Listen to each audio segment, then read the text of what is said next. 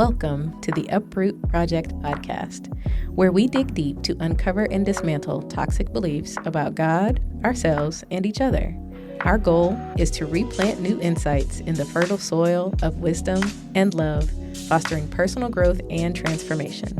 Join us as we explore new ways of thinking and living in a world of complexity and diversity. And welcome to another installment of the Uproot Project. I am Christopher. Why you be picking your name? Who are you? Who are you? Drag it. Who are you? I'm Christopher. What's your pronouns? I'm he, him. I'm Christian, she, her. I'm Whitney, she, her as well. And we are going to kick this off with a little mindful moment. And I'm going to start it off by reading once again, if y'all can't tell, it's one of my favorite books of 2024, Black Liturgies from Cole Arthur Riley. I'm going to whack the microphone while I do that. That's exciting. So this prayer is from the chapter on fear. And it is for when you need to run and hide, which I think ties into our subject today. So, wise God, break the false belief in us that all fear is the enemy. When danger in the world comes for us, make trepidation our ally. Focus our fear on the real. Free us from the shame heaped on victims and reveal the manipulation of oppressors who claim our worry is irrational. Remind us that fear and wisdom have a sacred relationship, developing our intuition as a spiritual gift. Show us how to fear for others out of love. Replace the derision of our child fears with tenderness, leading us into a memory that honors the wise and trembling of our youth. Do not let fear keep us in a perpetual flight, but let it usher us into community, drawing us into the safe embrace of others. Amen. Amen. So, we're just going to take a couple of centering breaths. We'll do another box breath. And this time I want you, if you are not driving, if you are safe, again, close your eyes and I want you to drop into your body. That is the goal. Drop in. What do I mean when I say drop into your body? I want you to feel your aliveness within you. So as your eyes are closed now, can you feel your feet? What do they feel like? What does the ground underneath you feel like?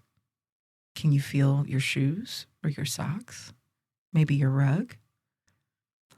And take that sensation all the way up. Can you feel your ankles without moving? What about your calves? Up to your knees and your thighs? Do you feel the electricity that's running within you? Take that all the way up to your stomach, your chest. Feel your shoulders. Are they tense? If they are, drop them. Feel down your arms, all the way to your hands. Can you feel your fingers? Can you feel your hands without moving them? And guess what? We don't want to forget our face in the back of our body. So travel to your face. Can you feel your face? What does the temperature of the room feel like on your skin? Is it warm? I hope it's warm. Is it cool? How does your breath feel going in and out of your nose on top of your lip? Then I want you to go around the top of your head. See if you can feel the crown of your head. Then drop down to your neck.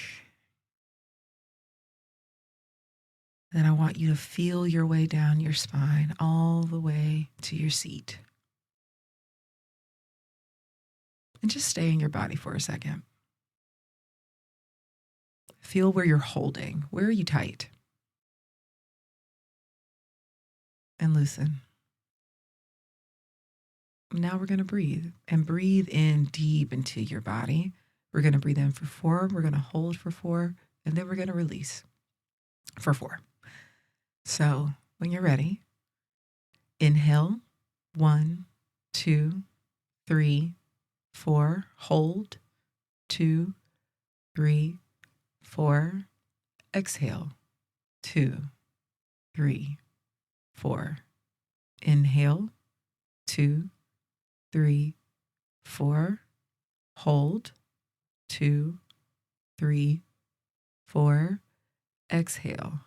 2, 3, 4. Last inhale. 2, 3, 4.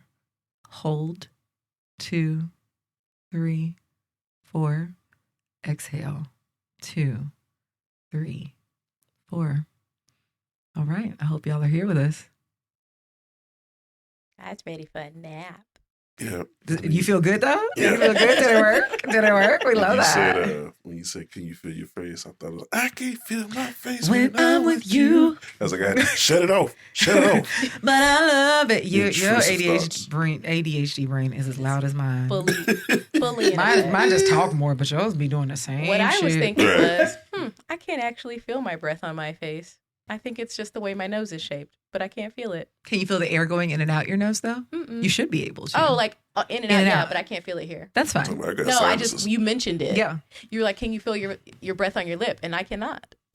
I can feel it around. I can feel it in my actual nose. That's That's the only also place. fine. We accept all We accept that. breath locations. These are all As long as you suggestions. breathe it. Yeah. Please Please breathe. breathe. I breathe in. So mission accomplished. Okay. That was lovely. And dear friend Cole. Yes, man, Cole Arthur Riley, baby. You are tearing it up.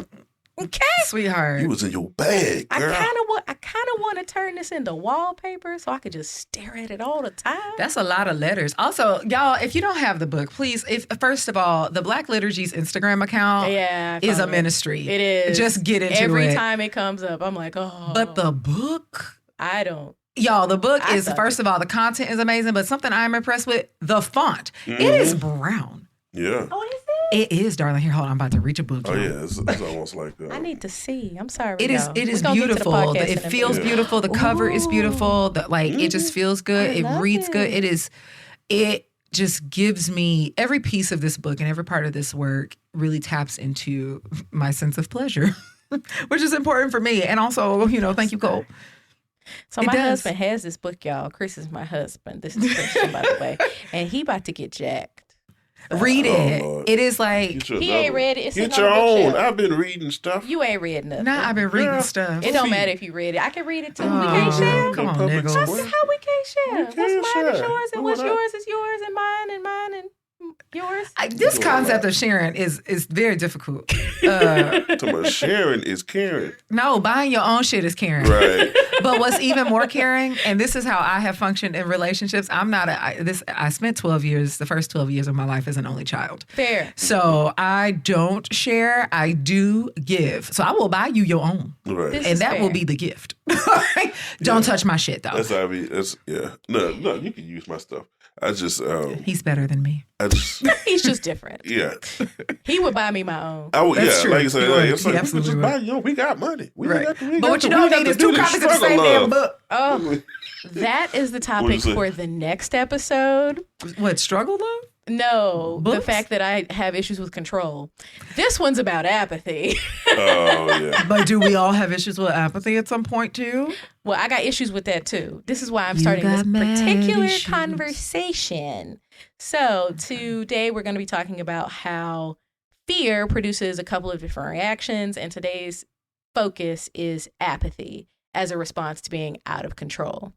So, I'm going to start with a little story. I have gone through am going through a period of deconstruction and reconstruction with my faith. And one of the ways that it affected me when I really started to realize that the faith practices and a lot of the narratives that I have been playing in my head in regards to my faith and what it is that I believe were not serving me. One of my reactions was to just not engage at all. I still believe in God. I still believed in God, still believe in Jesus. But I didn't really have the energy or the desire to engage with that any further.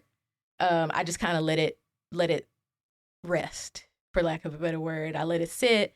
I let it during the pandemic. So give a little bit of backstory. During the pandemic, obviously we were in our houses. I was pregnant and we left the church that we were at the time, felt really good about that. We're planning to start a work.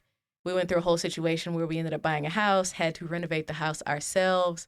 My husband is, I'm going to call him a jack of all trades, but that sounds kind of like,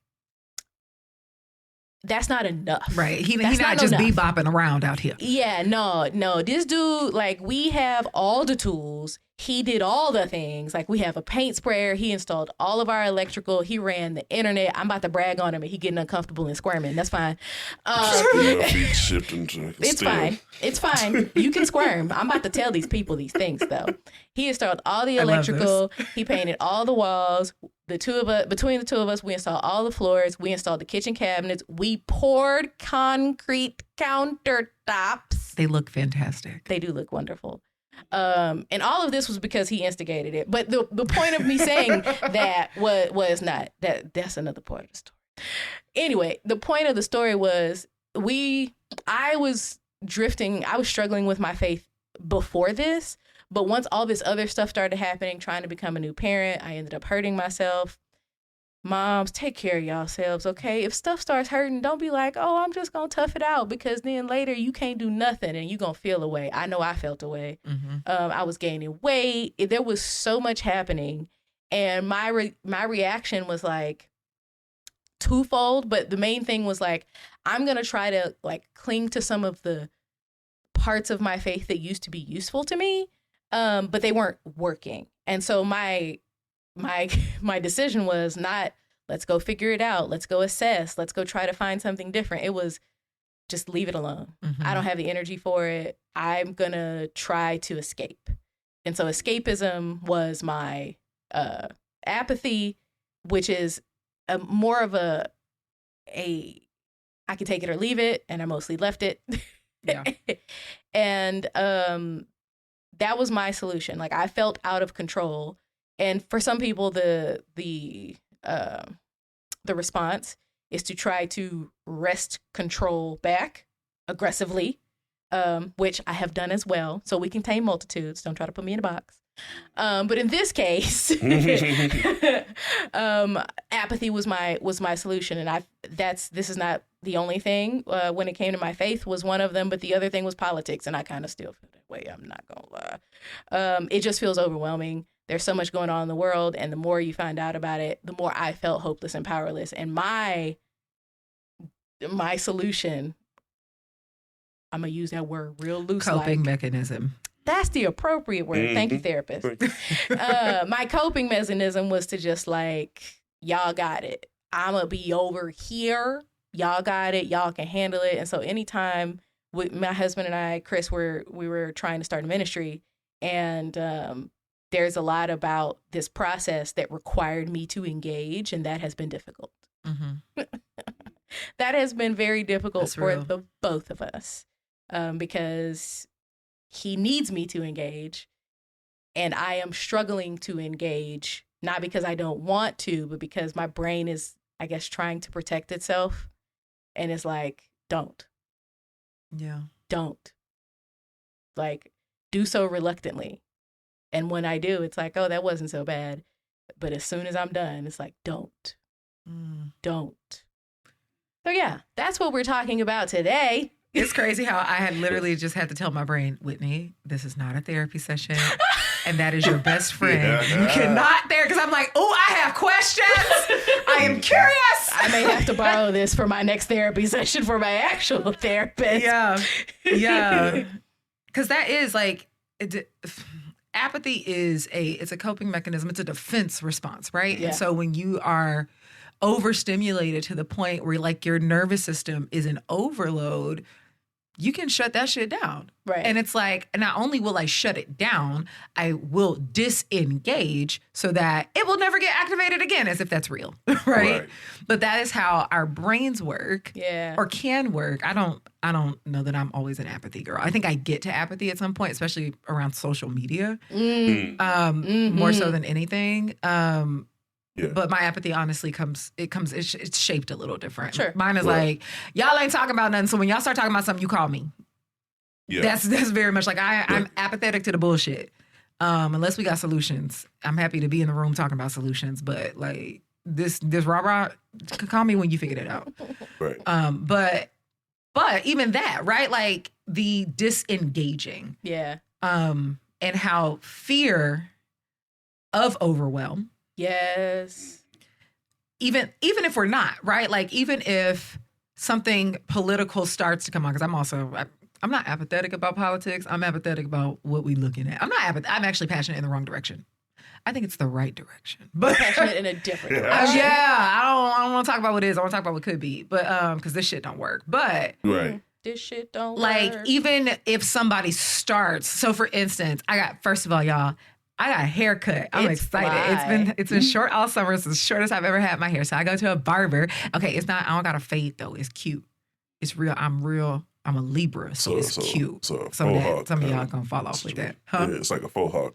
Kinda. That's what Yeah. Mr. George call it. Mr. George is my barber. Shout out if you ever listen. But Mr. George is an older black dude. He's an awesome guy, and he loves talking about politics. And I just be like, he's really knowledgeable though. So I think he's useful. But It's like, so- I just He's learned. not giving off pseudo-intellectual Negro that part, no, nonsense. not at all. Like, he's really plugged in, you know? But he will begin talking. Right. And I think the last time I went, he started talking, and immediately my brain was like, nope. Before we even got into the Right. prospect Yup. Mhm. of talking about it, my brain went, bitch, I do don't not want to. care. I don't want to do this. No. Right? But then he kept talking, and because I'm not that rude. Like, he cool. I like him. So I was like, okay, this isn't so bad to engage in. Okay, great. Right. But I had to get over that hump. So like, the fear of the thing can even preclude us from being in those. Being present. Did I use a word? No. Okay. Sorry. Oh, preclude. Yeah. So Yeah, that's it can, Preclude, it from even engaging in the first place. It's a barrier. It's a barrier, but it's a internal, like, mental barrier. It is. Because it is how we have calculated, like, safety. Right? Right. Like, Yeah. this will keep me psychologically safe or emotionally safe, sometimes physically safe, if I don't talk about this, or if I ignore this, or if I pretend it's not happening. Right. And that's not real.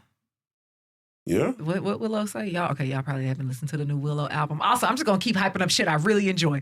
There you Willow go. Smith's new album.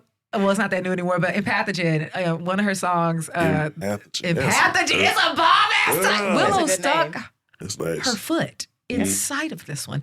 But Okay. in one of her songs, I think the name of the song is "The Fear Isn't Real," but like the opening lyrics are, "The fear isn't real and the battle's not mine." Oh, Right? Then it goes on, "I do not have or am had by anyone," which I think that's another topic we need to talk about. But like, this idea that this fear that we feel, or really we have a fear of feeling fear. Oh, So my fear God. itself is not so much the issue as much as we fear feeling it, right? Like, yeah. say loud. Deep side. Yeah, we Deep side. deep, heavy, heart inside, and that is what keeps us from engaging, oftentimes, or keeps us apathetic. Right. Absolutely. Yeah, no, there's again, I can contain multitudes. There was a period in my life where I had my own business and I burned out on it for a lot of different reasons. But I have realized, again, like the fear of burning out again. Amen. It has created this mental hurdle for me to engage in much of anything that I have goals for, right? And I think when it comes to faith, when you're trying to like critically think about faith and what you believe and how you want to live it out, that fear makes it just keeps you stagnant. Yeah. There's does. only so far you can go if you're not mentally in a place where you can engage with what you think. Yeah. Exactly. It's a hard stop. It's a hard stop. And one of my favorite quotes from a president was like Franklin Roosevelt during his inaugural address in 1933. When he says, "So first of all, let me assert my firm belief that the only thing we have to fear is Fear itself. fear itself, nameless, unreasoning, unjustified terror, which paralyzes needed efforts to convert, retreat, into advance.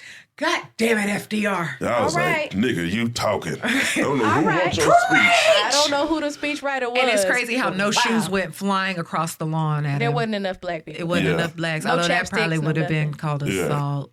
Only thing to They might have fear got, is- you know, I they was like- probably would have gotten unalived. Yeah, for they that. would have.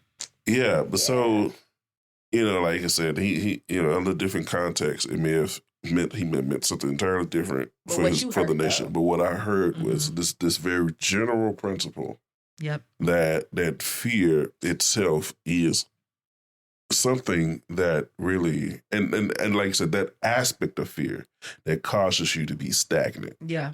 It causes you Paralyzed, to be yeah. paralyzed.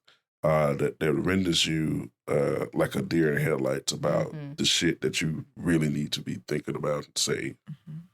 You know, it renders you the questions over your past and the questions about your future render you ineffective to deal with yourself in the present. Say that again, brother. The questions about your past and the fear and the concerns that you have and the anxiety over your future can take you mind and render it ineffective to engage your present. God, that's a Told word. y'all he was smart. That's I a told word. y'all he It's a was word. smart. That's a word. And here we go. Prepare thyself. And so, and like you said, and it comes out in a multitude of responses. You know, sometimes, like you said, I have gotten to those moments where I'm like, I felt overwhelmed about something, and it may not have been something big as church, but something big was like, man, I don't know how to get these bills paid. I'm gonna go to sleep though. But listen, sometimes you need that. Yeah. Sometimes you need that. And I think reset. that's the thing, right? And so, like, fear is a natural part of life. There's some shit you should be scared of because it is integral to your survival to, like, stop, pay attention, and respond in some way. Right. But your fear response is quick. Chronic fear is something else, right? Like that's part of the narratives that we've made in our mind. So if you're having that acute fear response and it's like, woo, right? Like, then that's when we see the amygdala, right? Okay, y'all, I like brain science. So just run with me. Tell them what it This is. is what this is So for. like, this is where we see like our fight, flight, freeze, fawn, right? And What so is fun? fawn is more of like, and some of the therapists might be mad at me, but I'm gonna say what I'm gonna say because I'm gonna say it, and y'all can be mad. And I reserve the right ain't to on this change podcast, my so. mind. But fawn is honestly a trauma response, and so instead of it's almost like think of Stockholm's, right?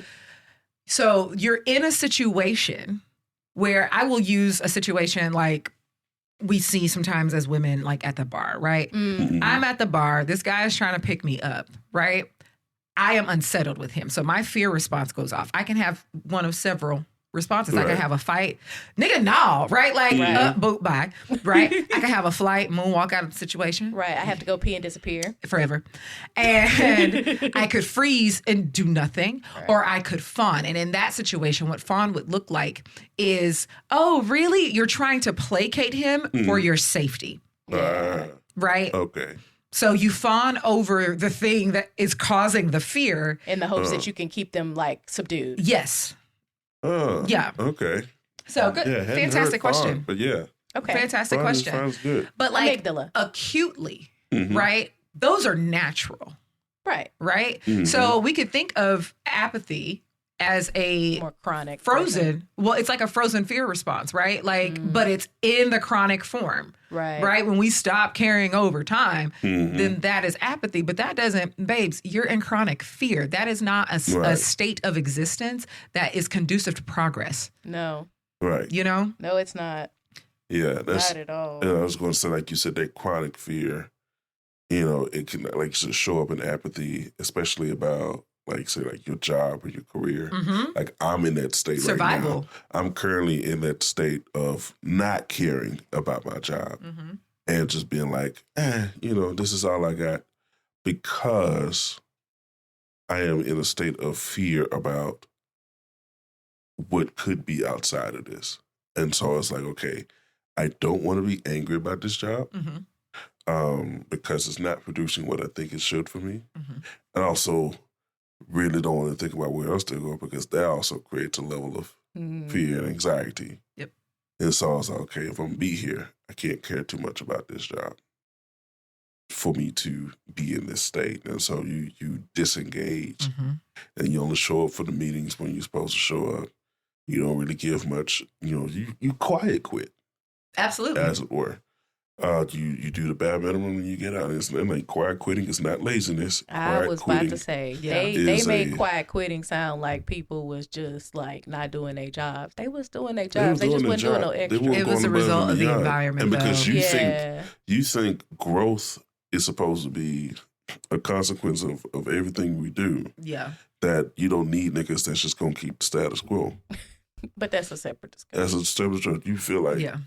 growth should be rewarded, and not people that's Not keeping the shit from consistency. That's a sinking. very capitalistic viewpoint. Isn't but that's it? that's Yeah. work in America, Right. right? It is. It's Right. so Like growth freaking is annoying. everything. Right. Consumption is everything. It Right. is. Cancer Yeah. is growth. Cancer is overgrowth. It's overgrowth. Yeah.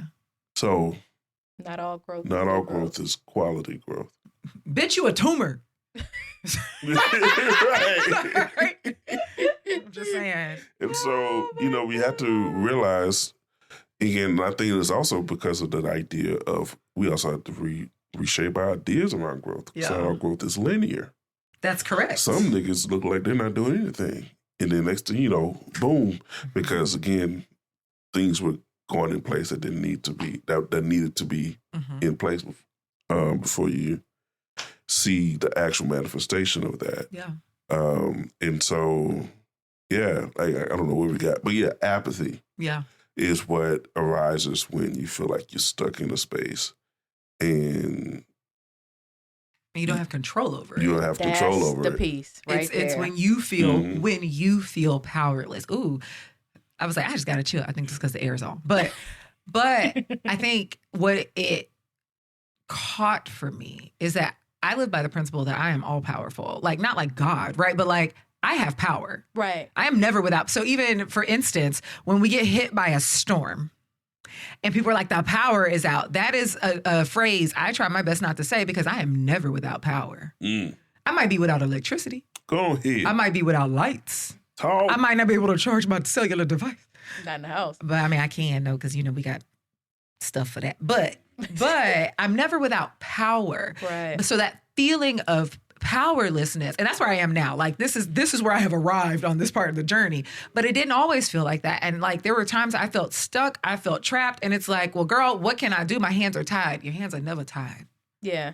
They're never tied. But like when you can't see where your power or where your locus of control lies, then it or it's too big, right? And I think Right. that's the thing.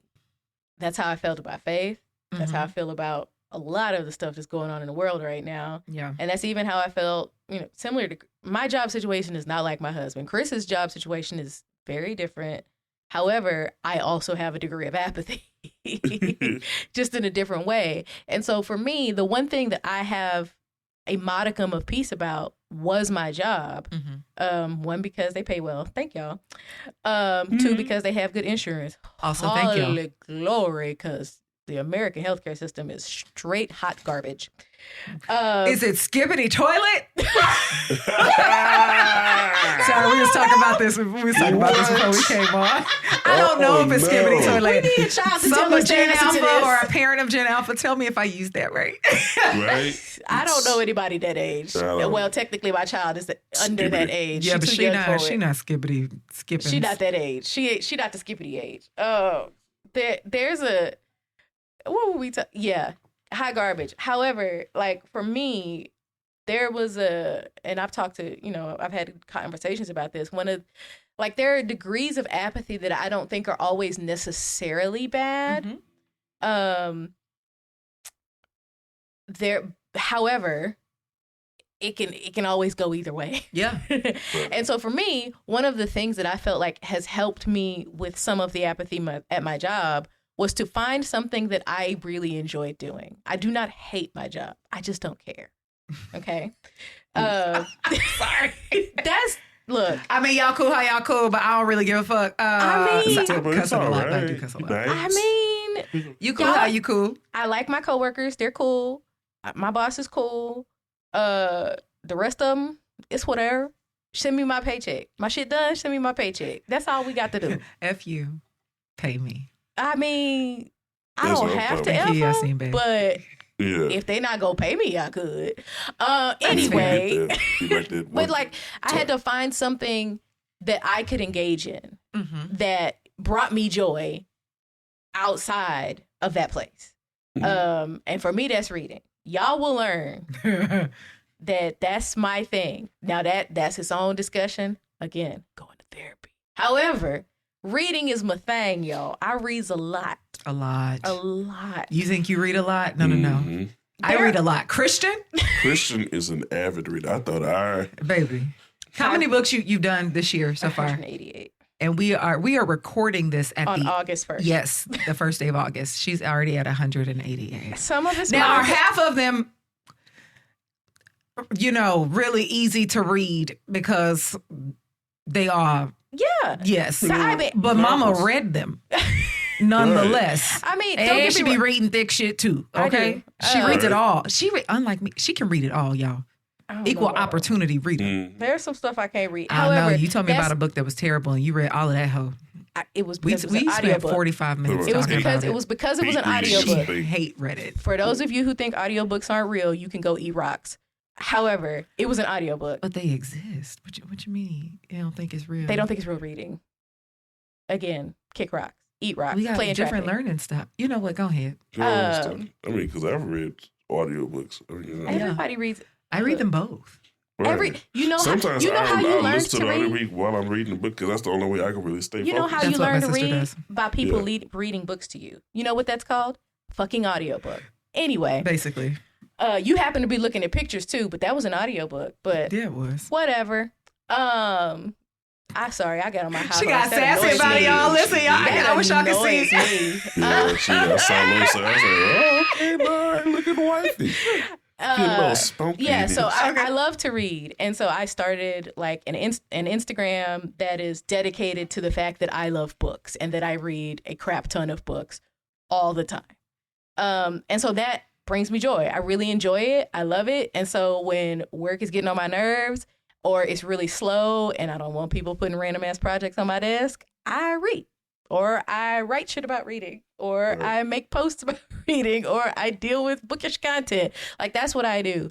But I mean, I think that works for something that is, I would say, benign apathy. Mm-hmm. When something is like affecting your life and causing problems, like the fact that I can't engage with my husband about certain spiritual aspects because it brings me anxiety. That I can't just like hide in books, even though that's what I've been doing. Again, going to therapy. So I can't just hide in books all the time. I have to find some way right. to start to move past it. And that is like, that's where I'm at in this journey of how do I move from like an apathy that is creating conflict for me to an engagement that is not anxiety inducing. Like, how do I get through that? How do I traverse that space in between there? So that's kind of where I'm at. And I like, I want to say that there's like, obviously for me, I'm hoping therapy helps with that. That's my hope. Yeah. I'm gonna say one of the things that you brought up that resonated with me is this idea that when you are in fear about something that you're supposed to be doing, supposed to engage, it doesn't necessarily come up as, like you said, not caring. Sometimes it comes up as allowing yourself to be distracted by something else. Oh boy, yeah. Escapism. As a placeholder for what you're supposed to be doing. Yeah. And for me, that's been a big thing for me for years. It's not necessarily Avoiding. apathetic, but like you said, avoidance and wanting to, okay, this is a little bit more simpler to do, though it's not necessarily something I'm called to do. This is something that I'm doing and I'm interested in, and I justify it with, I'm excited about it. But it's like, nigga, you know what you're supposed to do. You know, but that's scary. I don't want to do that. Like, that thing feels like it's that too thing hard. feels out of There's my so control. many other people that's doing it right now. I'm not going to bring anything fresh to this. That's the thought process you go to be like, I could wait on this. But then that runs out. You become disinterested. That project ends, and now you face with, Now you're back at it. Yeah. I guess I'm supposed to do this. No, I'm gonna go over here to this such and such, and then it becomes a thing. Oh, I need to do this, and so you distract yourself with unnecessary requirements to, to not deal with the fact that you got to do what you got to do, and you can do it if you do it. Yeah, what's crazy is that takes up more energy, doesn't it? Always. Mm-hmm. So now we've expended our energy over here doing these things instead of saving it up for the thing that we have to do that is scary, that because it's scary is going to require more energy of us.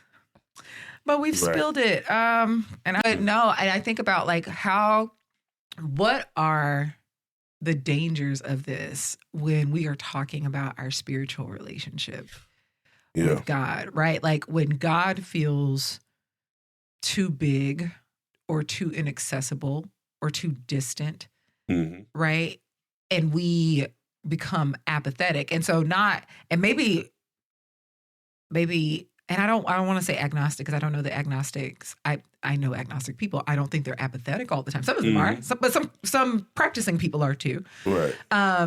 But we become stagnant. Yeah. Right, in our relationship with God because we're scared, right? Or it's like if I like God again, like God can't hold our questions or our doubt or the difficulty or the fact that we're struggling with a thing, right? Or wrestling. I think I prefer the word wrestling with something. Yeah. And so instead of wrestling, we're trying to keep ourselves safe from God.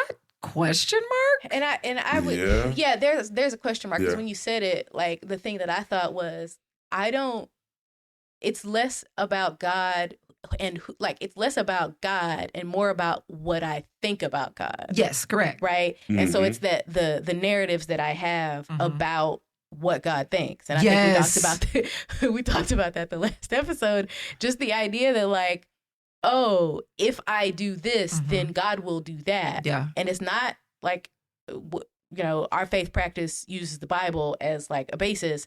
And so it's not even necessarily based in the Bible. It's based in what people thought about the Bible at a specific time that has been like ingrained into me. Embedded. It's like, it's that core programming. It's in there. Yeah. And a lot of times, and this is why I went to therapy the last 3 times I went, there's some of that programming that you start to realize, oh, this is not working. Okay. But I believe this. And I still live like this, even though I know it's not working. How do I stop believing? Yeah. It's like, how do I stop acting as though I believe this? Yeah. Does that make sense? It does. Yeah, it's one of those, and I feel like that's the thing that it's like, I feel like God is probably chill and I'm the one that's freaking out, but I'm freaking out. Yeah. So it's like, oh, well, I'm going to just leave you over there because if I think about you too much, it gives me anxiety. No, that's real. I think one of my favorite questions to ask myself is, what else could be true? What else could be true? So like and this applies to how I perceive God. This applies to like anything in life, right? Like if I have a belief or a narrative, that is the question I ask to challenge myself. And the thing is in answering that, you have to take the limits off. You have to come out of the box to answer that. Because if you're like, well, nothing else could be true. Well, bitch, that defeats the purpose of the question. Yeah. You have failed at the imagination exercise, right? Like, so, right. What else could be true? So like, okay, yes. So I will give a very like clear example, and I assume I will intro this in the things. So like me being a queer human, a queer Black human who grew up very, a queer, y'all, spiritually, I'm the woo-woo in this trio. I'm the woo-woo. But it's not just because like, oh, this bitch believe in astrology, which we could talk about separate discussion. What the idea of believing in astrology is and ain't. Because believe it, okay, that's a lot of trust. Some stuff just is. Some stuff just isn't happening simultaneously. But either way, right? And so like, but also like being a seer and a channel and like all of the spiritual things I tried to run from years. I think for me, one of there are several battles, right? But probably the two biggest fights that I have had at God That's a great way to put that. are about my queerness and about like this weird spiritual shit, right? Like this I see dead people and they keep talking to me and they saying shit.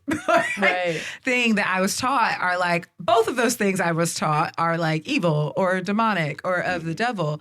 And so there was if you were listening last episode, I think I said this last episode, like when I turned 30, the thing I learned was that like, I don't know shit. So when I'm in this space of like, okay, I don't know shit, and I'm having to explore like, okay, if you don't know shit, what, like, if you have learned that that these things are evil, what else could be true? And it was like, it could be true that God made me like this. Right? Or it could be true that God accepts me. It could be true that I am this way because God would like to use it and not in a conversion type way. Like these are, and I'm using nervous voice because that baby, That's how you you was about felt. shaking in your boots. Yeah. Like babes. And so it was all, what else could be true? And I had to not only ask the question, answer the question, but sit with the alternates. Right? Like, oh, wait. Because then I was like, okay, let me lean in over here and see. Expecting God to fully just like rock 'em, sock 'em me back into back into the nope, like, wrong, you know? And that didn't happen. Yeah. And it was like, oh shit, is there peace over here? Oh shit, is there freedom? Oh no. What do I do with this expansiveness, right? And then it did, but like for a long time, I was in a space of, I say a long time, it wasn't that long, but for what felt long to impatient Whitney time, I was just like, well, I'm just not going to pray. Yep. Yeah. Right? Like Yep. I'm just, what you should know about me is I've been a praying something since I got here. Praying grandmother. Now, if I had some grandbabies, I would have been. Listen, I'm gonna pray for you. I'm gonna pray for the list. I pray. I talk. I'm in constant conversation with God, and like again, I'm also the spiritually expansive one, and probably a little bit more. I use different language, so that's it. I use different language, but like God and my guides and my ancestors, I am constantly in communication with the spirit realm, and so for me to not be praying, It was a big deal. it was huge, Yeah. but it was me being avoidant of like the fear that God wouldn't accept me. So like Wow. in that time period when you were avoiding it, did it bring the peace you thought it would? Never. Right? That was fast. What it brought was disconnection. Yeah. So then I felt, as a person who has always been connected, Yeah. I felt so out of place. I felt really out of place. And what I found in retrospect is there was a lot of scrambling that was happening. Right? Now I'm grasping because, well, God's not here. So I need something else. What goes, right? Who am I without God? And it turns out not much. But like I ended up, and I don't, here's the thing, I don't begrudge that part of my experience because that was the learning. You are always where you need to be. Process, and that is where I was, that's my journey, right? Yeah. And so when I tell y'all during that time, I was going out like, okay, I'm fun, right? But I am like. The party. You fun. Am I fun? You funner than I me. mean, to me. Well, but y'all have I a am- kid. And I'm Before I was also. a kid, I I am didn't an like going to old clubs. Yeah, lady. Christian's a grandmother. I am an old lady in my soul. Yes. I go to I'm an clubs. auntie I in mine. watch y'all have fun. You say what? He say you go to clubs and watch you have fun. I watch y'all have fun. Yeah, and so I think like I can So- have fun at the club if my friends are with me, right? But Yeah. I'm not the person that's just like, club, yes, turn it up, ain't nobody but me on the dance floor. Like, Okay, all like right. you know what I'm saying? Like that's and also I'm just not a fan of club environments. Hard pass. Yeah. I have heart issues with like watching systems in action. So like this, y'all want to go on a side journey? One time, Sure. I went to the strip club one time with a friend for his birthday. And while I was really impressed with the acrobatics, because I still am, first of all. Yeah, I mean, It very much gives athlete. Absolutely. And if you can be an athlete and be sexy, bitch, who are you? You are impressed. Okay. I are impressed. Yeah. I are impressed. Okay. However, I had to pray that deliverance off of me. I get that. You are so stupid. I was like, look. You didn't want, you was getting tired of getting up on the pole and being sexy while acrobatic? No. I was tired of attending the strip club. Oh, it sounds expensive. It is. It was. I think that's what freed me. Brokenness. I was not getting what I paid. That's really, that preaches to the experience. Yeah, it was like, okay. That was it. And so like. Yeah, it's like, this is a ruse. That part. And I've been had. I've one been too many had. times. And that was But I haven't been had. That's the problem. Right. I haven't been had. Now I gotta go home and have myself. Right. I Basically. just do this at home. Right. I don't need, for free. Right. For free-ish. And I ain't even my gotta go to the pocket. bank and get ones. But like in that experience, I will wrap my tangent and then circle back.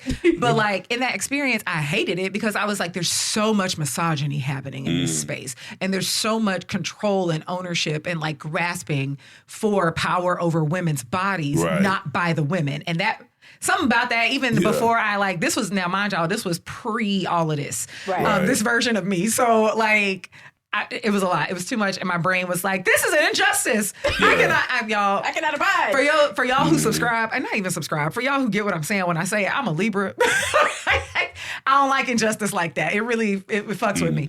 But anyway, all that to say, like, so I find myself in these environments.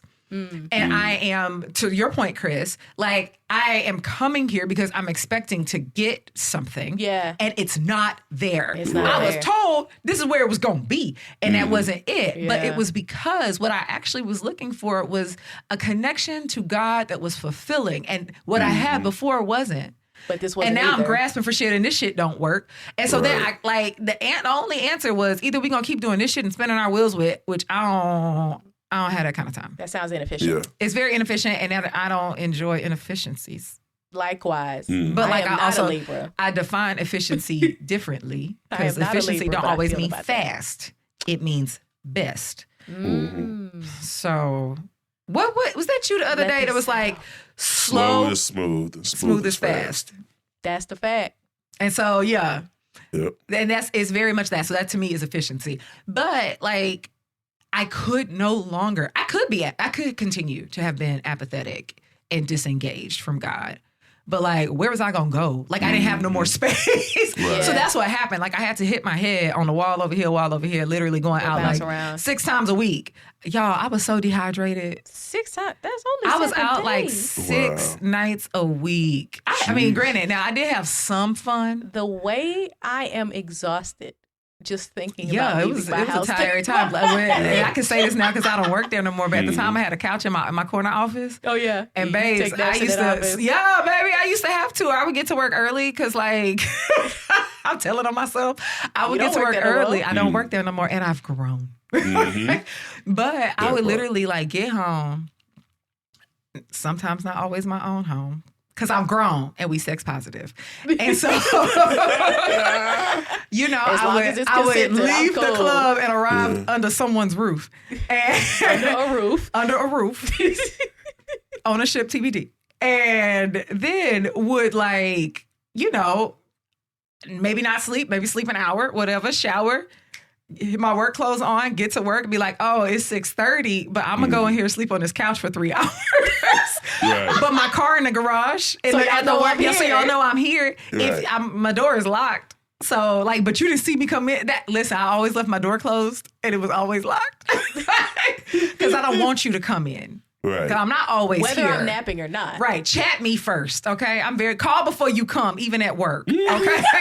Did you call first? Did you call? Did you chat me? Did you Teams It's me? like if you're knocking on the door, that means I didn't know you were coming. Right. So you should leave. I'm napping, okay? I gotta get up and fluff my skirt, okay? Right. So yeah, like, it was crazy, y'all. I was so dehydrated. And I can imagine. So dehydrated. This is saying we should have never gave these niggas money. That's how I felt. But it chasing my tail Yeah. and sometimes other people's tails The allowed chasing of tail. the chasing of tail. Hello. Some of those tales were exquisite. Howsoever, not more exquisite than God. And God, not when you were trying to fill the God-sized hole. Right. And here's what's crazy is temple. God never left the hole. Whose tail? What happened? It wasn't that God left me. It was almost like old school being on the phone, right? Mm-hmm. You just left him a hole. I just put the phone down and God was just sitting there like waiting on you to come back and pick the receiver up. The song, girl. I did make up a song. I don't like being on hold either.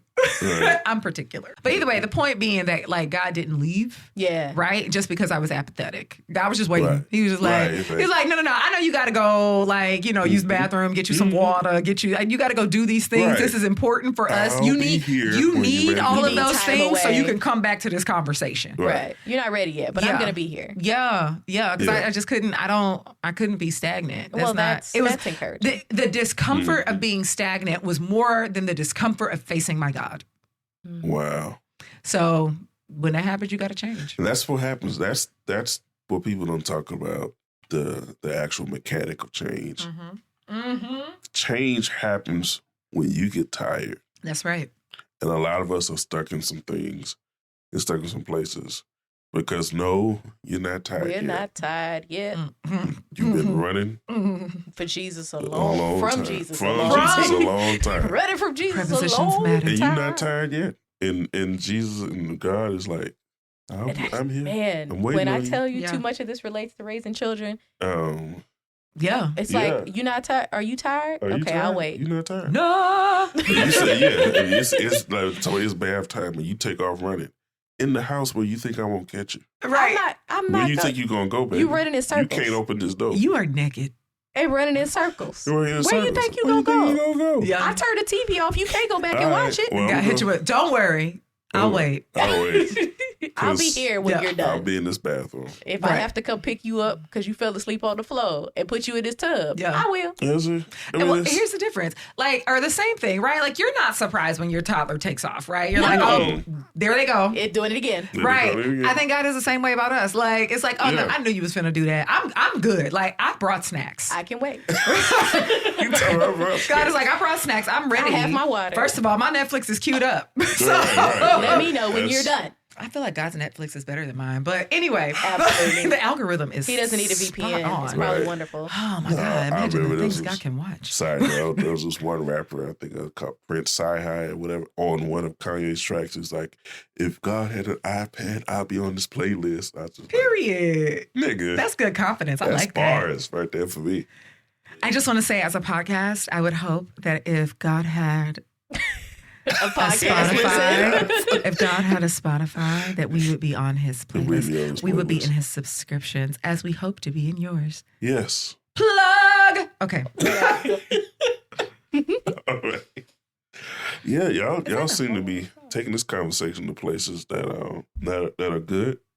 I'm trying to like play a double dutch. It's like, where am I going? Where am I jumping in? Well, just jump. We can always switch it.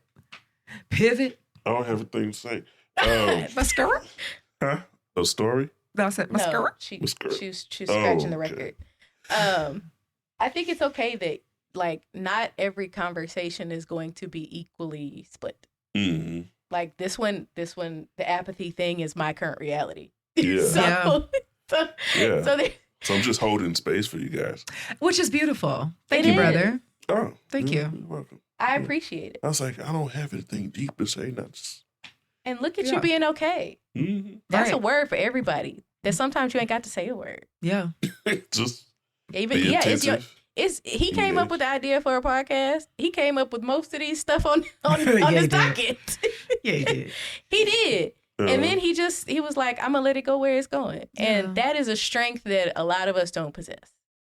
Especially people who are of the male persuasion. For whatever reason. I was gonna say deep in their egos. Frequently that aligns with or have control issues like we'll talk about in the next episode. The next one. So, but interestingly, like we said, these are like fear responses, right? So this is the one that I am currently residing in, is this regards to faith that Whitney has been through in regards to her own faith, and that Chris goes through in regards to his big scary projects. Yes. Yeah. I think that's I think like you said, just allowing myself to be in a space where I'm just like, all right, I guess what new shiny thing can we do today? Yeah. Chasing a new shiny. Chasing a new shiny thing. Chasing that tail. Right. Chasing tail. That's what I was going to say about the strip club, just bringing that back. Yes. Is that I think part of me, even when I was in the strip club like that, like part of me was still like, I'm a gentleman. I'm gonna go ask you. Here, madam. Hey, here's your dollar. Hey, Can I put this let's do a lap in dance. your drawers? Like, but I'm not going up there manhandling and trying to riz a stripper. Like, why are you up there rizzing strippers? What does that mean? They know why you're here. Risen a stripper. Charisma. Right. I don't understand the context. Like, you trying to charm her. Oh. You trying to get at the stripper. Right. Like she not at work. Like she not at work. Like you came here because you wanted to see me naked. So nigga, I'm about to get naked. Pay me. It. Right. Pay me so, for that. Yeah, so F you, not literally, but sometimes. Pay me. Right. But you gonna have to pay me for that. Yeah. So being an observer of, like you said, like sometimes I go to parties just to watch out, and so sometimes I go in there, sometimes I watch, and just see the interactions, and just kind of like, man, this is people like this. That was really how I felt. People like this. People like this. Like I come here for a need, but like people actually like this. Yeah, they're buying into the illusion. And it's like, oh, that's another topic: the illusion of desirability. Yeah, the illusion. Yeah, and I'm just seeing people, and sometimes I'll in the middle of that, we'll have like real conversations because like that's just me. Yeah. And just talking to people, and it's like, oh, you're a whole ass person, not just someone shaking their ass. Like you're not just Look that. at you being a complex individual who happens to be naked right now. You are not an object. Right, and so mind blown. Confusion. Yeah. I am confusion. So that so there's that that part of just really, like you said, finding the undesirable nature of that arena.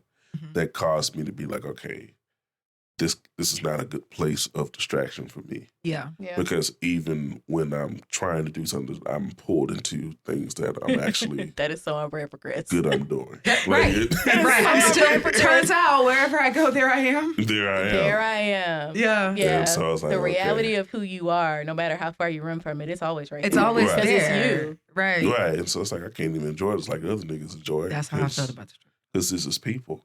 And I'm called to help people. Right. And I'm called to listen to people. That's it. And so when people are being not who they were, I was like, I'm so interested in them as people. Right. Who's behind that mask? Right? Yeah. Yeah. So I mean, that's the interesting thing. Like you said, the chasing tail in the different veins. Exquisite tail. Chasing shiny things, right? Yeah. To try to avoid the scary things.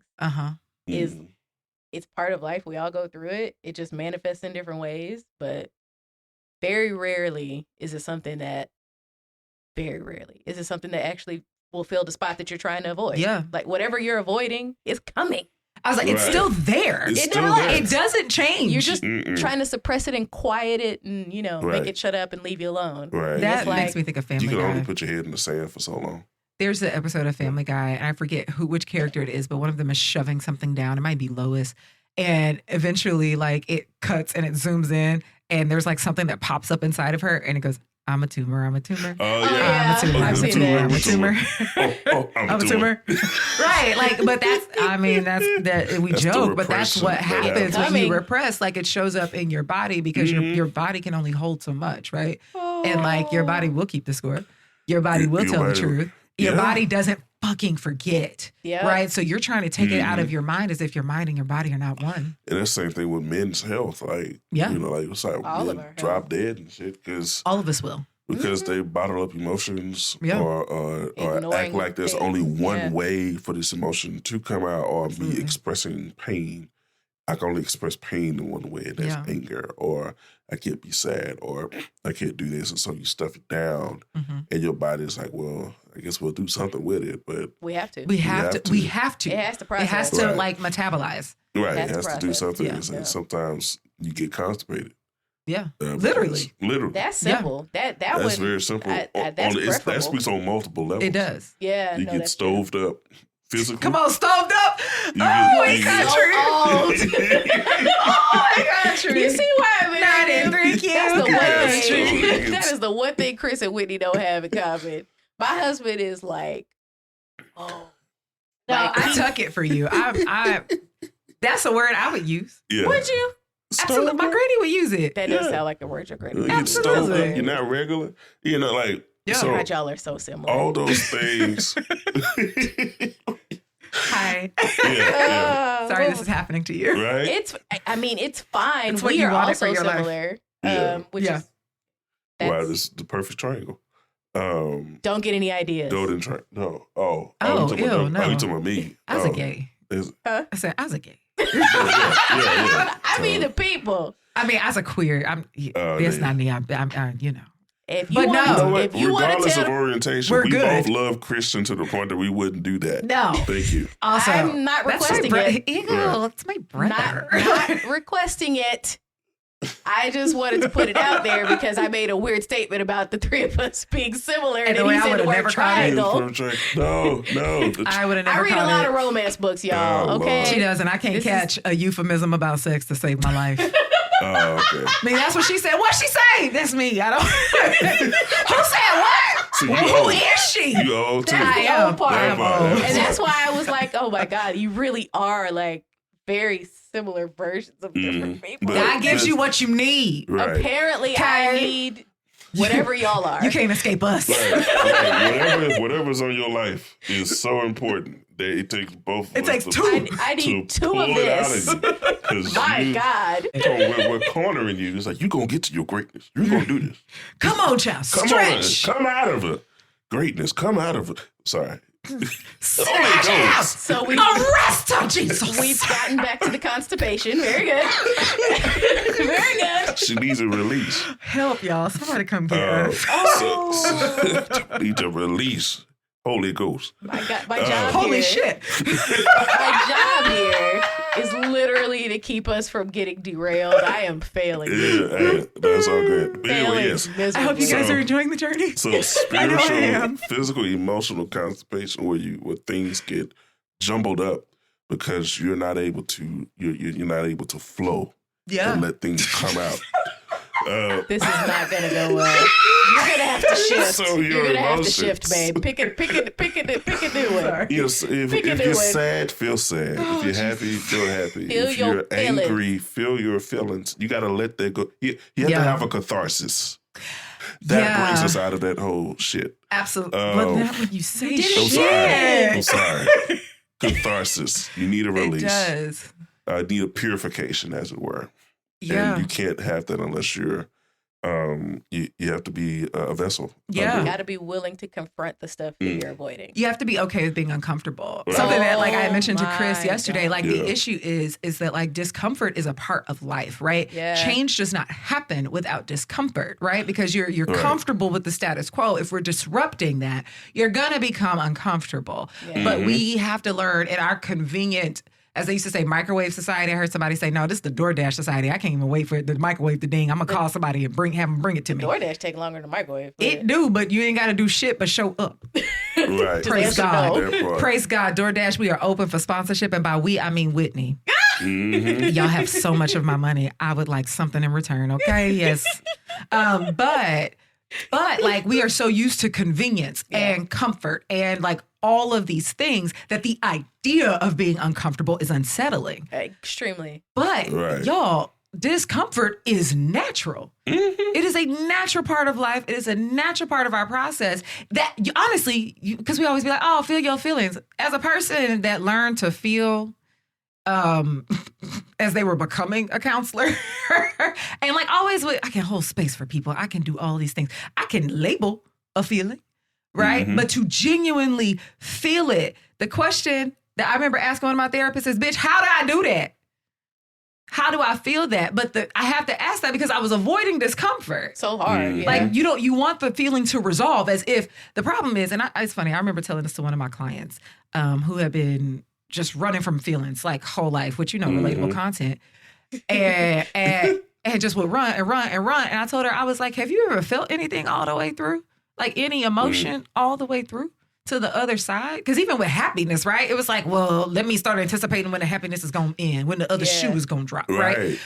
With sadness, let me, I'm sad. This is wrong. Let me get back. I don't want to become depressed, right? Like there's this fear. Yeah. But like outside of clinical diagnoses, like emotions have a natural evolution and they will end. Yeah. Right? Like there's you move through it. But if you're constantly trying, they are in motion. And so but if you are constantly trying to truncate the experience to get back to comfort, right?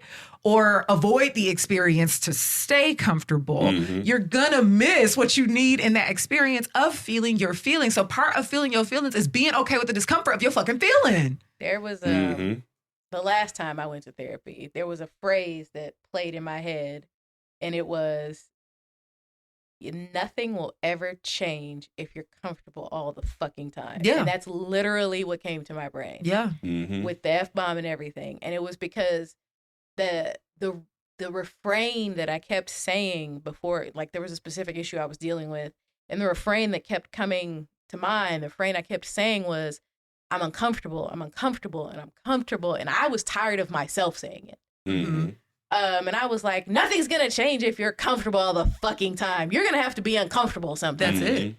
And so I think that one of the fears I had with being uncomfortable was not actually about like physical discomfort. Yeah. It was a mental fear that I had in the back of my head about something that I was taught as a kid that I had internalized. Whether or not they meant it the way that I took it, it was the way I took it. And that's what was in my head. And so again, the thing you said at the earlier, which was what could be true? What else could be true? Yeah. If this is what, could something else be true? Could this be a version of the truth you told yourself that isn't the whole truth? You know, like all these different light bulb. Yeah, and so like that, there is my parents did the best they could. I fully believe that. I do not believe that anybody in my upbringing, and this is for me personally, I'm not trying to put this on nobody and say that your parents did the best they could. I have no idea what your parents did. It might have been their best, but everybody's best ain't good enough. I just want to say that. Okay. So this is why, this is caveat, don't come at me in the comments about they didn't. I talking about me. Okay? Right. Yeah. So I don't think anybody in my upbringing, at least not that I'm aware of, was teaching me things that like with the intentions to harm me. Right. However, a lot of the ways that those things manifested in my brain, in Christian's brain, they did not produce the results that I want in my life now. Right. And so I have to keep asking myself, okay, Christian, this is what they said. That's fine. Do you believe it? What else could be true? Has it proven to be true? Like, my experience matters.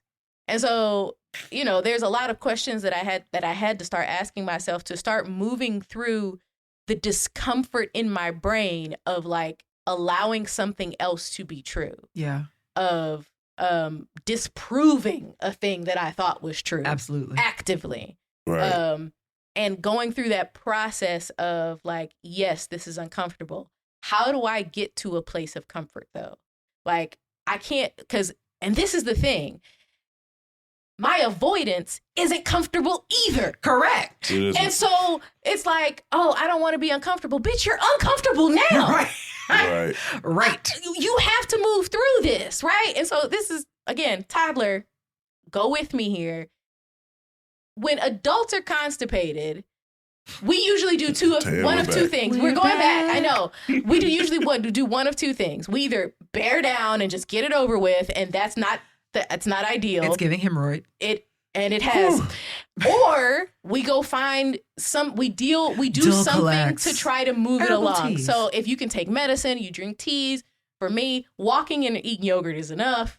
You eat some broccoli, but not too much because that can get scary. You That can smell get scary. cruciferous. I don't care about the smell. It's gonna smell no matter what. But no, it's worse. Cruciferous get It's a different worse. smell. It's different, but I mean it's shit. I was talking about the gas. Yeah, no, that's sulfur. the gas is different. That The methane? gas, Babes. the gas is different. Okay, I happen to love roasted broccoli. Just go to another room. Just go to another room. Save yourselves. But anyway, the point was Right. like, for my toddler, when it's uncomfortable to use the bathroom, their like default is to be like, I don't want to do it. Yep. Right. And it's like, but you're already uncomfortable. Right. Mhm. You have to do something. You have to do it. You Right. have to do something. Either like if you continue to do nothing, you will continue to be uncomfortable. Mhm. right. And to get to comfort, you have to go through some more discomfort. You do. You're going to be uncomfortable and it's going to get dangerous. It It's can going get, to be very dangerous. You're going to get It can get backed up, life-threatening. bile, all of that. You will die. I mean, You die. you I mean, you hold it can long enough, eventually. you could. Do that. Yeah. But yeah, growth- no, that's one of those things. Like when they're talking about, you have to process, you have to move through, and it's do. gonna be uncomfortable. But you can't. Nothing You will can't get stop. better until nothing gets better until you move through it. That's it. Growth and development can only happen through connection and engagement. That's true. Yeah, that happens on every level. Your muscles don't grow unless you are engaged in some type of resistance exercise and connection and engagement. But when you're not connected and when you're not engaging your body and you just sit for years on end, your muscles will atrophy. You will not grow. You will not develop. The same thing happens in the spiritual realm. Especially, this is a principle that happens as a consequence of being here on the physical plane. Can speak to other worlds. But in this world, the way that we grow and become better is we have to engage and connect. Absolutely. That's really all it is. Yeah. And if you take that principle and multiply it in different areas of your life, you will see that is what we're here to do, what we're here to learn. Yeah. Yeah. And I think that the first level outside of God is engaging and connecting with yourself. And the longer you detach from yourself, if you're not attached to yourself, baby, it's going to be hard to attach to other things. And what's interesting that I find is that oftentimes when people are detached from themselves, they are searching to attach to something else Right. because they need that attachment, Right. but they're looking for it externally. When you are attached to yourself, and then you go, look, now, okay, we can get authentic connection going. Right. We can get real Right. building. And it's also interesting when we talk about growth, right? Like people are like, oh, I just need to isolate myself and be alone for a while. Because no. What you needed was to reflect, right? Yeah. You need to reflect. You need to do some digging, right? There's work. You can do work Right. in isolation. But I always say, people will be like, oh, I've healed, which is as a past tense word, is bonkers bananas to Right. me. Okay, all right, healed, baby. Go home. Mm-hmm. Go talk to your parents. Go have an uncomfortable conversation with your parents and you tell me how healed you are. Damn. Because here's my thing. There's no test of that growth Mm-hmm. if you're not in relationship Right. Yeah. like that through that connection, right? So I could be like, you know what? I have become a better person. I can't prove that if I'm alone. Right. You can't. I'm fantastic alone. Right. I'm Aren't the we best all? thing Okay, but let me my pull up to God. my mama house Or and let her let say any- something crazy. Man, You know, let somebody that's the interrupt my reading test. time. But right, then that becomes the test of the thing, Yeah. right? So if you want to know if you've really Made grown. progress. Yeah. yeah, Mhm. then you have to be like, we are mirrors to each other. We gonna show you. Right. Y'all gonna show me. In all of your like reality. Not That's the, it. Not the thing you've painted in your head. Not the What's- parts you like, not just the parts you like. Right. Sometimes the parts you like that you don't even know are there. That's true too. That's true too. Mm-hmm. Yeah. The But, parts like- that you ignore. Right, but we are all mirrors for each other. So you need to be connected to source, God. You need to be connected to self. Mm-hmm. Those two first, and then we connect to other people. But Right. for any of this to take place, connection, you're right, Is is required. 100% required. You cannot disconnect and disengage and expect to do anything You or go can't- anywhere. You can't live here Right. without connecting. You will die early. You will die. Like you like that's a fact. Yeah. I think Of life. they proved that with like babies, right? They In the have. NICU. Yeah. But I forget that terrible research thing they did. I can't remember what year it was. Yeah, it I've was seen the awful. pictures. It's terrible. Yeah. Where they fed the kids, but like they didn't interact with the kids at all, other than Yeah, they were like touch deprived. yeah, touch deprived and like interaction generally. Yeah. Like they didn't read to them, they didn't really talk to them, nothing. Yeah. And then the other babies were treated how people typically treat babies, and some of them died.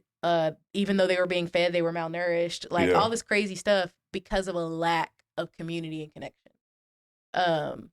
And you know, when you're that age, like the idea of connecting to yourself, like they can't really, you know, they can't conceptualize that, obviously. Right. But the reality, like physically, of not being touched, not being interacted with, not being spoken to, not being smiled at, not having somebody like do something that would producing you a laugh or a cry or whatever, you know, not having those things is soul sucking.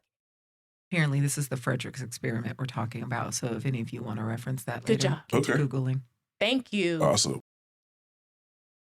Yeah, so I think that's like... Oh, wait, that's a different one. That's apparently a German king conducted a diabolical experiment intended to discover what language children would naturally grow if never spoken to. So these children weren't even spoken to. This study is more recent. Okay. This study is definitely 20th century, the one that we're talking about. Yeah. Yeah. But apparently a lot of those kids died. The result in that King study, the Fredericks study, is that the children that were not spoken to died. And, sit with that. The words are just sounds that are coming out of your mouth. Yeah. It's more than that. Oh, okay. It's more than that. And again, like I said, to the point, not being able to exist in this plane without connection, that's the purpose of why we're here. And we need to be building our lives around narratives that connect us. Yeah. And not disembodied philosophies. Disembodied philosophy. Oh, that hit. Say what I'll tell the people what you mean when you say that. Oh, yes, I love it. Part of the this where this build is from is this idea of what Jesus Christ means to us when it comes to the incarnation. That God wrapped himself in flesh to come down to this earth and exist with us on this plane of experience, plane of existence. And, you know, people always, you know, well, the traditional Christian dogma is that he came to save us from our sins, and so he came so that he could die because God needed a sacrifice. That's the narrative we have. That's the narrative we have. And so, but for me, there's an emphasis on the incarnation as a sole purpose. And that dying is an aspect of the incarnation. He didn't come to die. Yes. He came to be here with us. That's his name, Emmanuel. God with us. That's it.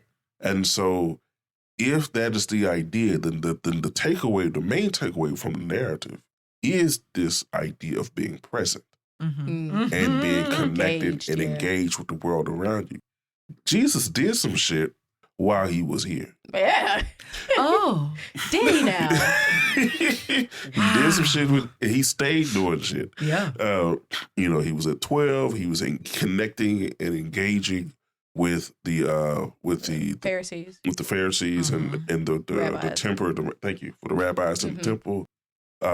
Connecting and engaging at age 30, turning water into wine. These miracle stories that we talk about all speak to the thematic expression of engagement and connection with the world that he created. And so, because we were living in such disjointed, disconnected ways, because we were committed, again, in the Pharisees' case, to a system, to a law, to a narrative that and we served them in a way that no longer served the people. And so the people were living disconnected, disjointed lives, not knowing their power, living in fear. That sound familiar, friend. Don't it sound familiar? In a state of being controlled and oppressed by their own people because they were trying to live in service to a space and time where that holiest moment was when Moses came down and these are the laws for all time. And so now anything that comes from that are interpretations of these laws, and so we need to abide by them. And Jesus came to connect us back to ourselves, and that we have a sense of right and wrong, and that we have a sense of what God is like in the world. Yeah. And we each need to tap into that as well. Jesus said, your faith has healed you. Your faith That's what he has said. saved you. That's what he said. That's what he said. And if anything that the gospel narrative is to bring forth, it is to bring forth this idea of reconnecting us to ourselves. But we spend so much of our time being enthralled by disembodied concepts. Yeah. That's good. You know what that triggered for me? That because you used the story of Moses, right? And how like how they were holding on to this law that came in that time, right? Like it was bread and butter. And what came to me is the thing that served you in your time of trauma, like living in a desert, wandering for 40 years, may not be the thing that you need when you get to the place of thriving. Might not. It might not carry you. It might not. Probably won't. Yeah. So the same rules that applied while you was in distress may not carry you over to where you're supposed to be thriving and being your best self, to your highest self. It's an interesting, yes. And you've talked to me about this before, the idea that frequently when people start to deconstruct or they become, progressive Christians, whatever you want to call it, that there's this, there's an attitude toward the environment that they came out of, like, oh, you're backwards, you're behind, you don't know the real God, I know the real God, right? Like there's this attitude towards where you started, that it is wholly missing out on what, the real God. And I think there's something to be said about everything having a use and a time and a space. Yep. And the fact that something no longer serves does not mean that it was necessarily inherently bad. Exactly. Right. It doesn't serve you and it doesn't serve now. So when we start looking at things that no longer serve us, we don't have to assume that they won't serve anybody. But that also doesn't mean that we don't get to call out the problems that we see in those things, right? And I think that's like a line we have to toe. Like you said, you go to a place. I mean, we don't have to toe the line with the strip club, but I'm using it as an example because we already talked about it, right? Yeah. And so it's not necessarily like you don't have to go, obviously. Yeah. You don't have to like be mean to people who go. Exactly. But that you also don't have to like be quiet about why you feel the way about going. Right. And so like that can be difficult because like the goal is not to judge other people, but to let them know like, hey, this is what I realized and this is why I don't participate. Right. Yeah. And I think that's the line. And for me, like that's what happens with apathy. It's not necessarily that I no longer engage positively or negatively. Right. If I hear you talking about something, I'm like, I'm gonna mind my business. Yeah. Where there could be something like useful that I could point out. I'm like, nah, I'm gonna mind my business. Right. And I'm also like in this weird, I'm gonna call it limbo. I don't know if that means what I think it means, but I'm gonna use it anyway. I'm in this in-between space. Right. It's limbo. Good job. Okay, good job.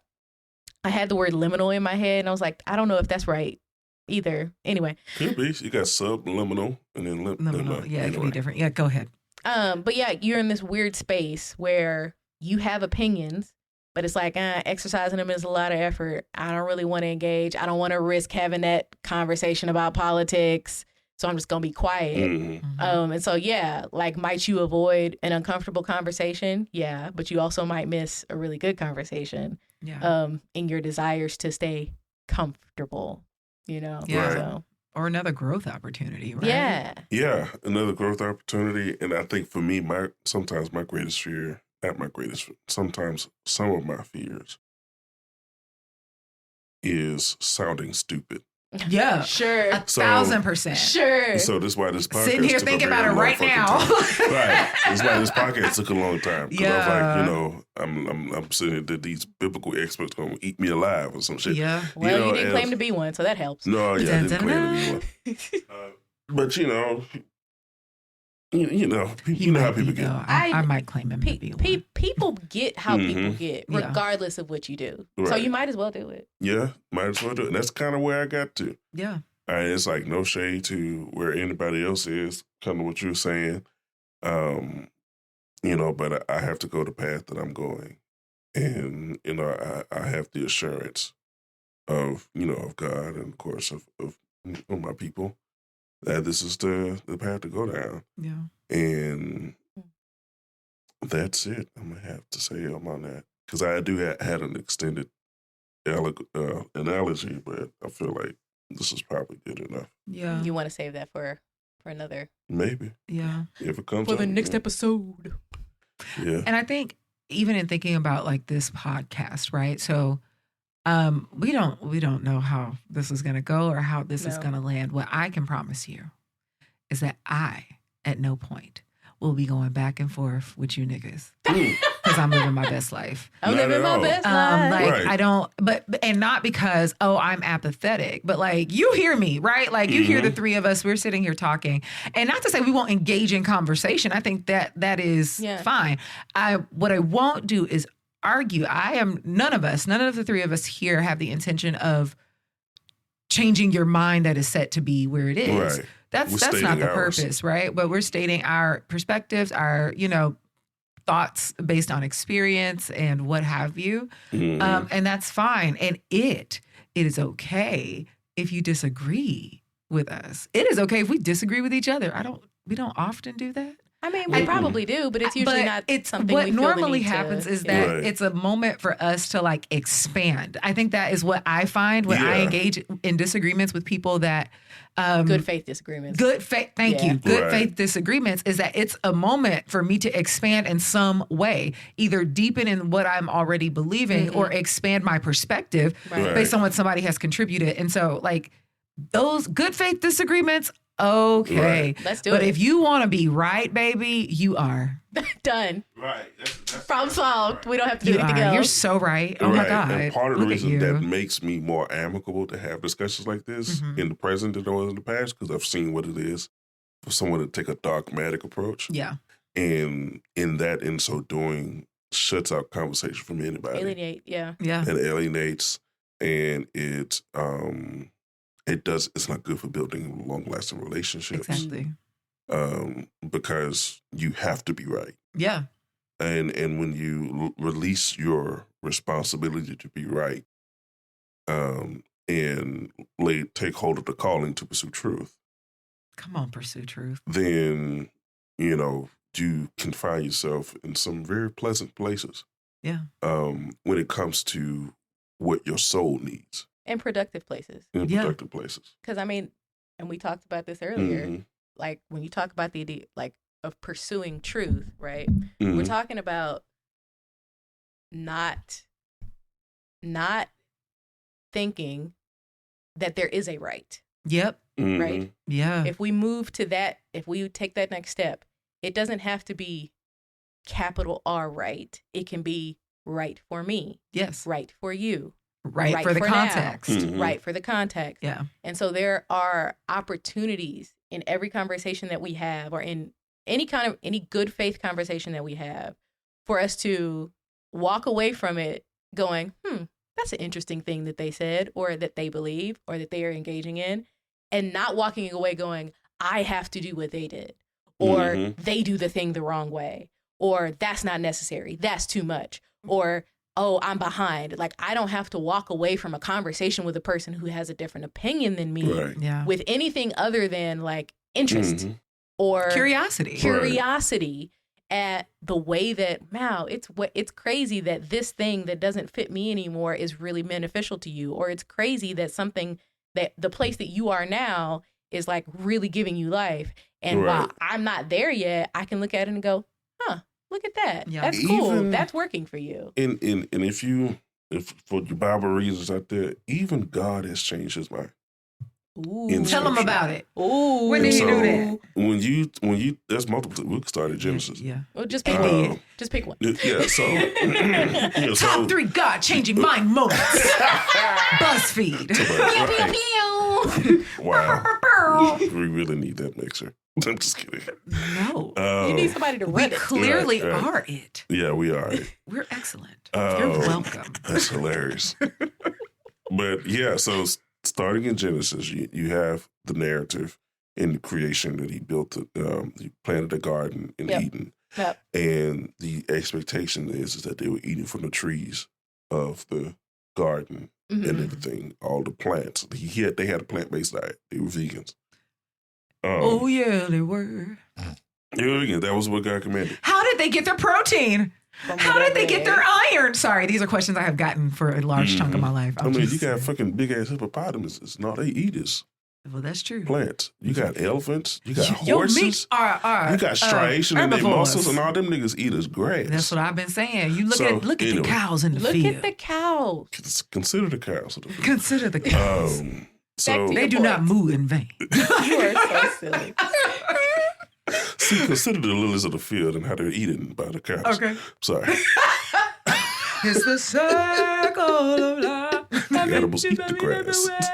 And it moves. Oh man, this is hilarious. Okay, sorry, we are off the rails. So I'm participating. Genesis, the narrative, Creative garden. things. We had a plant-based diet. Yes. After the flood, with the Noah's Ark, I think it's like Genesis 8.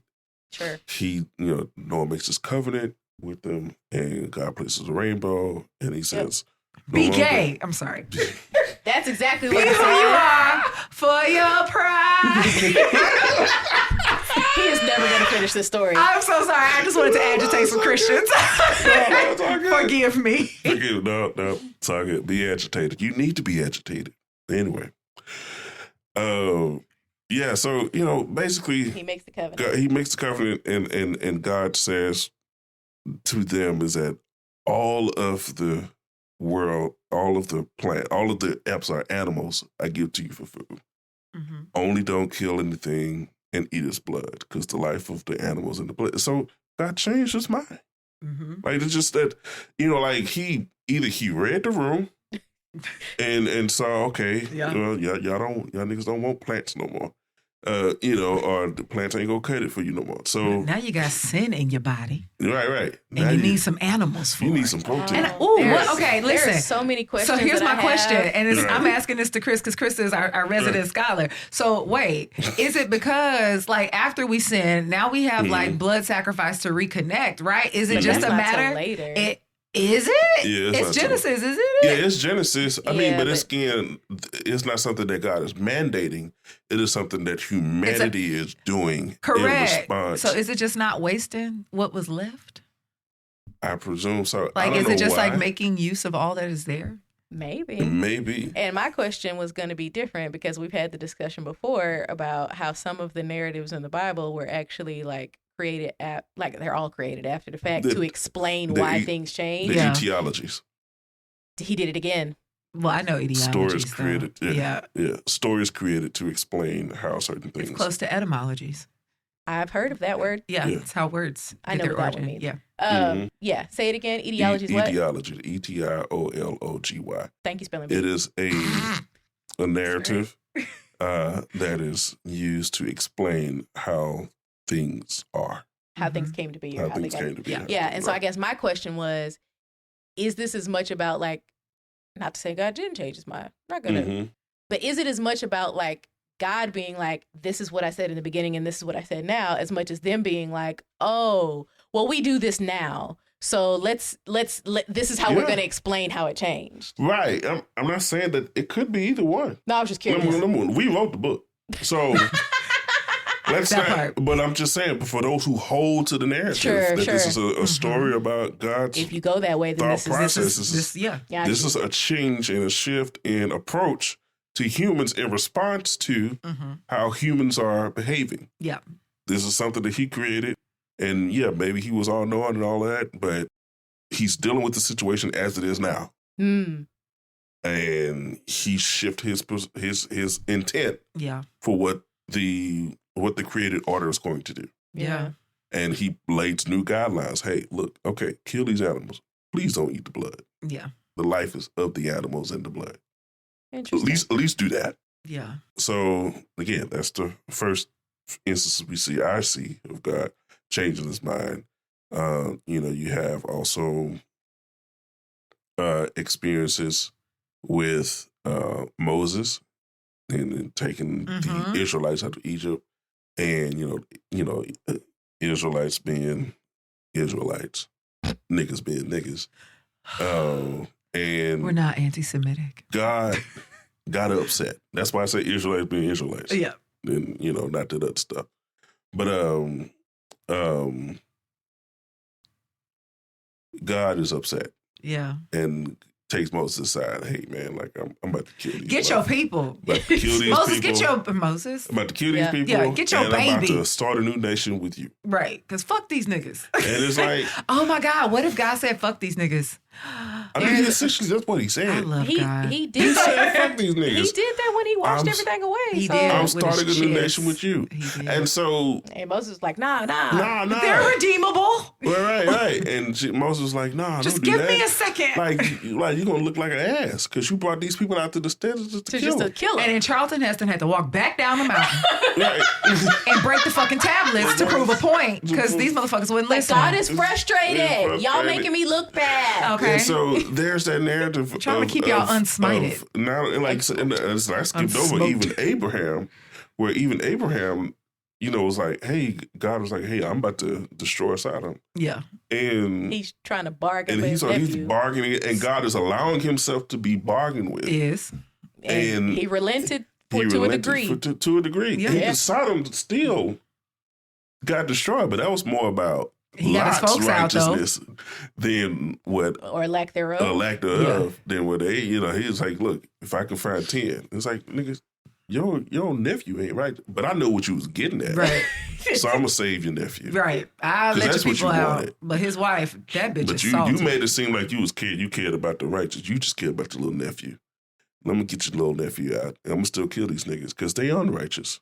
Yeah. And like again, this is a story Yeah. that I'm bringing up, not necessarily that I think. No, that I got you. But For the benefit of people who don't actually know the fullness of Chris's theology. Yes. right. And so that's again another instance of God being able to relate and react in ways that we ascribe to humans. Yeah. We believe that God is immutable. But I've that heard doesn't. this word, but tell people what it means.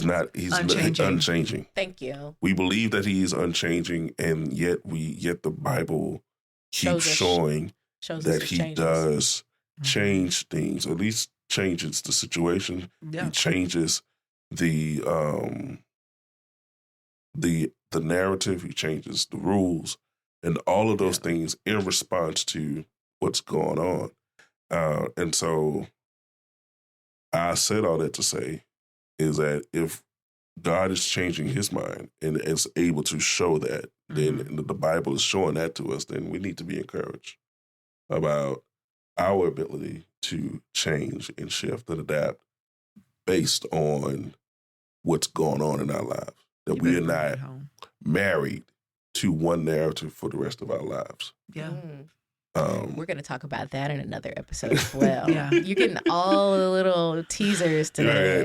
Yeah. But you did wrap that up nicely. Nice But that little goes bow. back to, I think y'all know that statement I say all the time. I reserve the right to change my mind. Okay. Mm-hmm. I watched Khadijah and I can't say her last name correctly. Mboye. I was like, don't need you. No. And she says something like that at the end of all of her YouTube videos. She does, yeah. You can change your mind at any time. Mhm. And so, yeah. On that note, we would like to thank you for listening to the Uproot Project. We will see you next week. Please subscribe on all of the platforms that you may be consuming podcasts on. And we will see you next week. Bye, y'all. Deuces.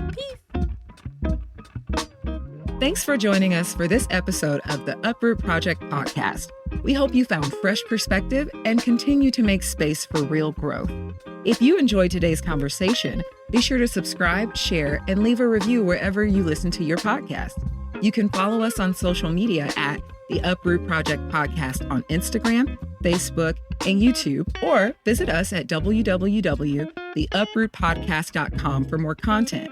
To contact us, feel free to drop us a line at hello@theuprootpodcast.com. theuprootpodcast.com. Until next time, keep living fully, learning openly, and loving deeply. We'll see you soon.